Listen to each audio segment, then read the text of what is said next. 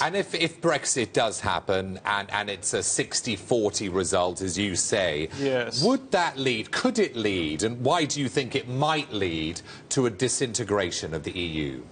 Well, there are a number of channels by which this can happen. Of course, think about how the others would react.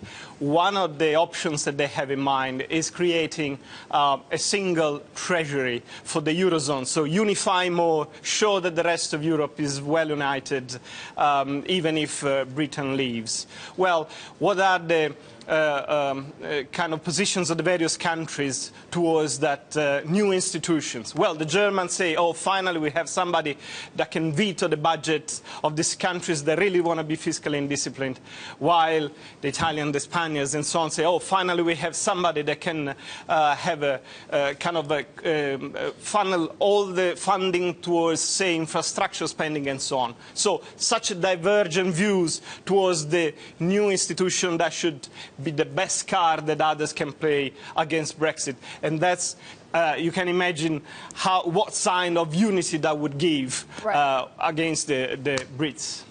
Brunello, I want to take it to what the effect could be also here in the U.S. And, you know, Jeffrey Lacker, the Richmond Fed president, was on Bloomberg Radio this morning, and he made a few comments about the impact on the U.S. I want you to listen to it, Brunello.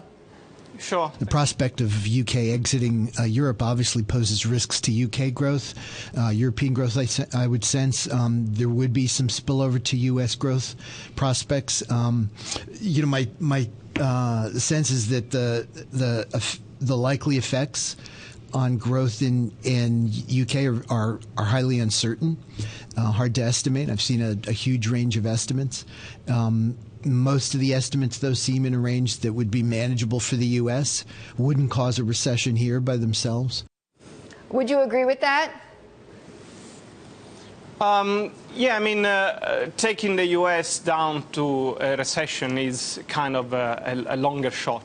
And, of course, it would require a number of things going wrong, especially in Europe. You would need to have quite a serious impact on aggregate demand across Europe for eventually impacting also the U.S. and other economies. However, we need to be careful about this. There are a number of transmission channels, as I was saying before.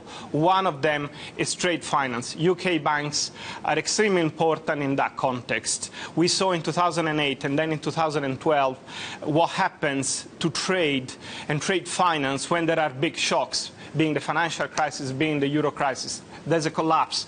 Through that channel, contagion can be very fast, including in the US.